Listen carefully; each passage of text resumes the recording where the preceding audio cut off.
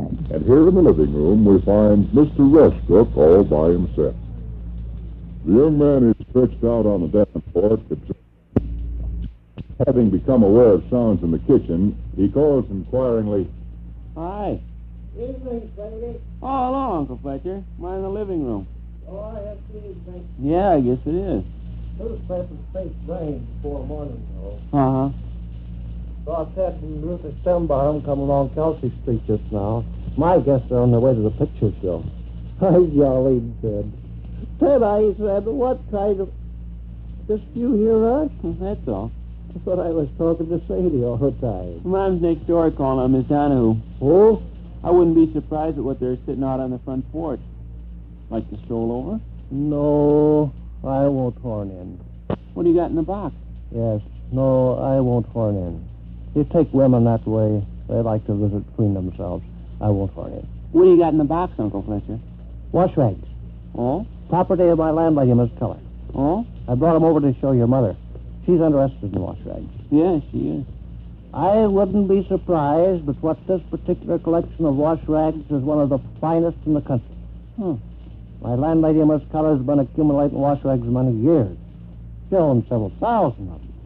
This is the pick of the lot. Well, why don't you take them next door? We got on the subject of washrags at the supper table this evening. I was putting myself a toothpick out of a match. Something in my tooth, understand? Uh-huh. Miss Keller got to talking about her collection of washrags. Oh, passed several remarks on the subject. Uh-huh. By this time, I fixed my tooth. What was in your tooth?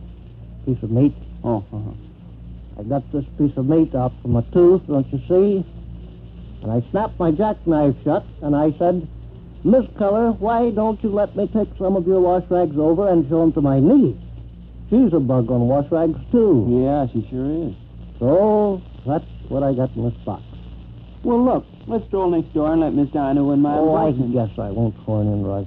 I know they'd get a kick out of seeing the washrag. I won't horn in, Rush. You take ladies that way. They like to visit between themselves. Tell you what I will do, though. Okay. I'll show you the washrags. All right. I'll give you the interesting facts and figures. Then when Sadie comes home, you can pass them along to her. Fine. I'm going downtown to the courthouse yard anyway directly.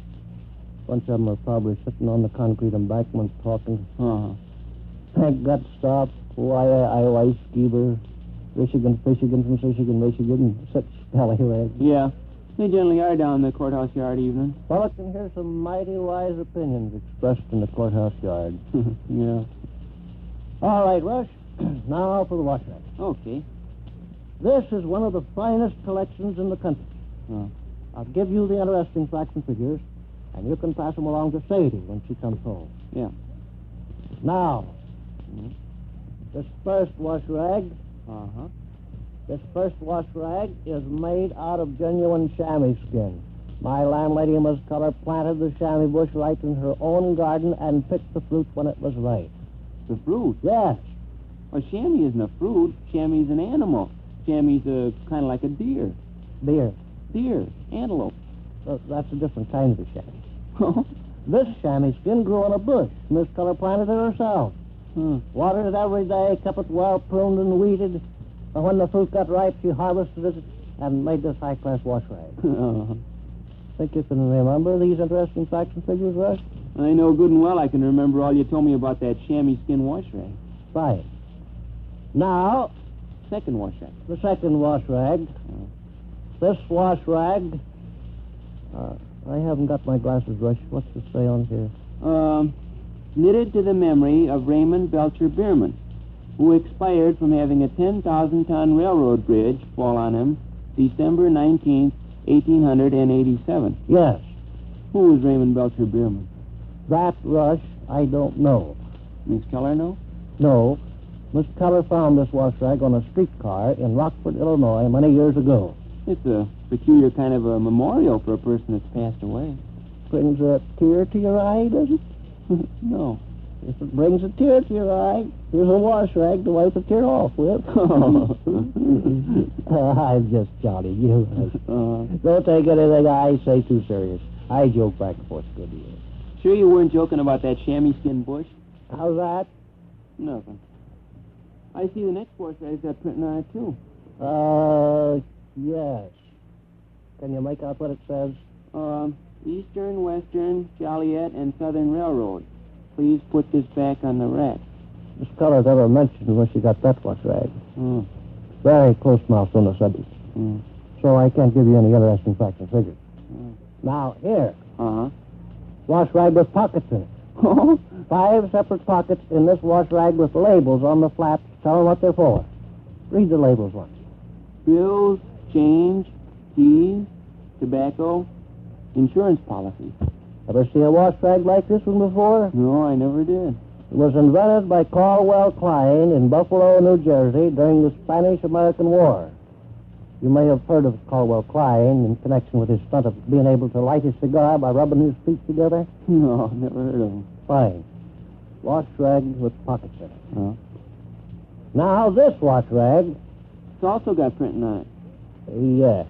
Property of the Terre Haute, Centralia, Gillespie, and Southern Illinois Electric Lines. When through using, kindly give to porters. Miss Keller never given any statistics about that particular washrag. I don't know how she come by it. This next one, Rush, is very interesting. Notice what's embroidered on it? George. George is right. I turned the washrag inside out. What do you see now? Edna. Edna's correct. I suppose the idea is that it can be used by both the husband and the wife. George uses it, see? And then Edna turns it inside out and uses it. And then Edna turns it inside out and uses it. The George and Edna referred to on the washrag were George and Edna Gaffney. It just so happens I knew them because they were originally Dixon people. Lived in Dixon long about 1905 or 6. Then they moved either to Boston, Connecticut, or Little Rock, Oklahoma. I forget which. George and Edna. Here's another railroad washrag. Oh? Property of the Chicago, Downers Grove, Sycamore, and Skulking Indian diesel-powered shuttle system. Tossed in wicker basket after using. I don't recall any facts or figures on that. Now, here, Rush, we have what I believe is the most interesting washrag in the entire collection. Oh? It is a washrag. Yes. It is a washrag that turned to stone. Really? Very likely it's the only one in existence. I wouldn't be surprised. A washrag that turned to stone, by George. Drop it on the library table once. Okay. You can tell the scholars up at high school about that washrag. Yeah. Go ahead, leave her go. So, huh? Yeah. Miss Keller tells me she asked a fella in a jewelry store to estimate how old this washrag is, and he refused to even take a shot at guessing. Take it on outdoors, man, he says. This next one was a birthday present to somebody. Doggone it, I wish I had my glasses. I'll read it. Yes. To Uncle Albert Boker on his 97th birthday. We love you. Martha, Harry, Chuck, David, William, Cecil, Irving, and Roger. I'm not familiar with those people. Relations of Miss Keller's like that. This next washrag is almost as interesting as the one that turned to stone. This washrag turned to putty. Putty? Yes. I'll just stop it on the library table. This washrag turned to putty. I'll go through the rest of these quick. Washrag made out of heavy material for people living in cold climates. Washrag made out of light material for people living in warm climates. Washrag shaped like a hyena. Washrag shaped like a vinegar bottle. Well, guess that's all the washrag. Mighty interesting collection. One of the finest collections in the country. Are you sure you don't want to step next door and show Mom and Miss Anna? Oh, no, Rush, I won't horn in. You take women that way, they prefer to visit between themselves.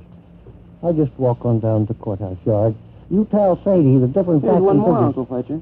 Beg pardon? Here's one more washrag. Oh? Property of the Dubuque, Quincy, Davenport, and East Moline Railroad. We want this back. Fine, fine.